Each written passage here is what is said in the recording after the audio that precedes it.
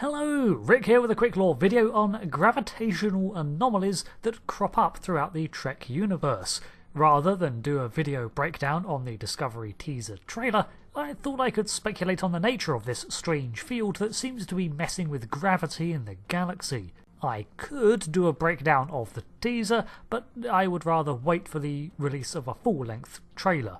I did spot a Starfleet Lurian, and that the ship had been inverted by the gravitational effect in the trailer. This gravitational field is 5 light-years in scale, so whatever it is, it's larger than most anomalies encountered, and for a galaxy that is still learning to trust dilithium and warp travel again, outrunning it may be a problem for most cultures that gave up on such technology after the burn.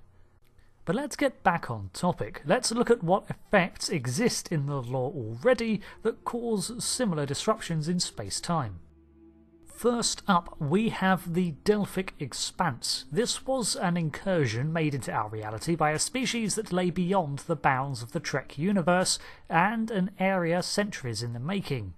This region of space was created through the use of spheres of immense power that reconfigured regular space into a realm closely resembling their native planes of the sphere builders. The pockets of this vast spatial disruption had numerous effects, most commonly the visible warping of reality and the breakdown of matter that was incompatible within its area of effect, such as organic tissue. However, other strange effects were observed, such as strong gravitational forces acting in unpredicted directions. These anomalies, however, did not persist beyond the edges of the expanse, which itself was light-years across, and as mentioned, it was artificially created.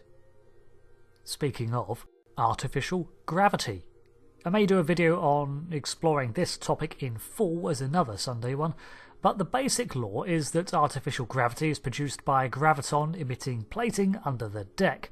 If you have a massive enough field of gravitons, theoretical gravity particles, sweeping through the stars, then you would have areas of intense high gravity but no discernible mass.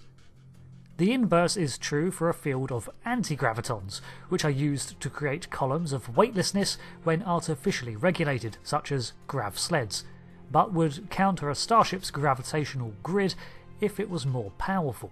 Either a massive graviton or anti-graviton field would seriously mess with anything caught within it, but such fields generally have not been seen to spontaneously form without a cause, at least not on the scale of light-years.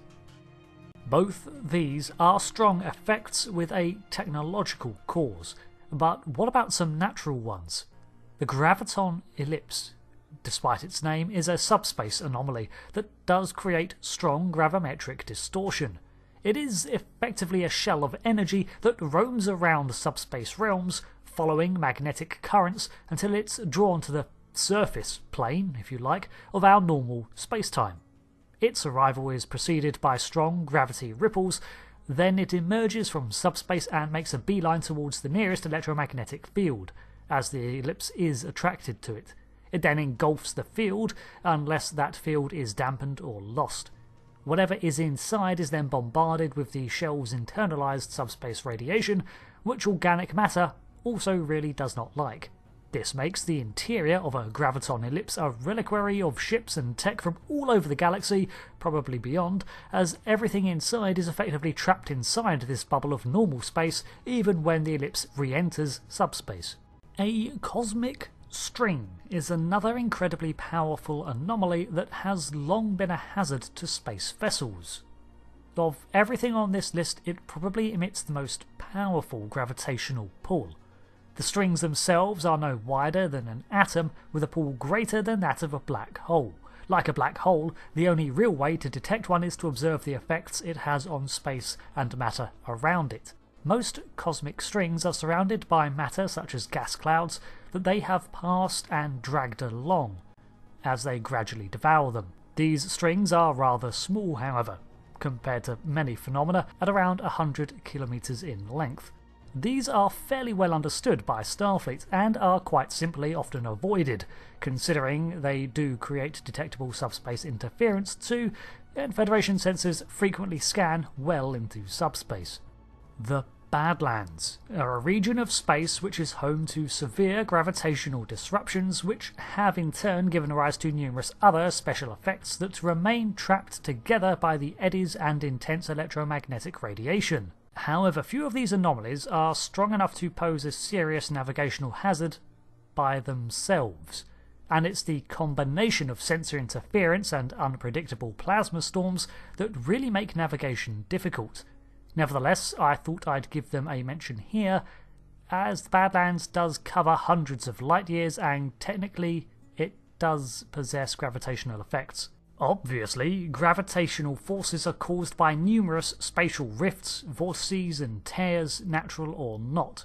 Wormholes, black holes, subspace tears and the like all produce strong gravitational fields, usually by the emittance of graviton particles in unregulated amounts, or by the natural distortion of space-time from a concentrated mass in the case of a black hole. These, however, are all accompanied by other signs, and generally the gravitational effects are a symptom of a different anomaly, not the primary effect like the grav shear of a neutronic storm. Of course, there are many other forms of specific gravitational anomaly, but these were the likeliest contenders for a large-scale issue that leapt to mind. It is worth pointing out that most of these intense gravitational anomalies also mess with warp drive and frequently go hand in hand with power draining effects, making escape trickier than it first appears. As warp drive bends space-time around a warp field that reaches deep into subspace, so too do strong gravitational forces. Something that generates gravity from deep within subspace, or another realm close to standard space, will have a permeable effect on regular space, meaning that in theory, if a large enough subspace mass was passing close enough to normal space, it might cause gravitational ripples. Which now I have a terrifying image of some ancient subspace leviathan swimming around like some Lovecraftian cosmic horror. The point I was originally trying to make was that gravity messes with a stable warp drive, and sometimes that cause might not even be on this plane of existence. And with that thought, I'm going to cower in my closet, which doesn't really help as extra-dimensional beings could see beyond a three-dimensional reality and I'm actually an insignificant dot in a cold, uncaring and ultimately malevolent universe. Thanks, brain. Goodbye.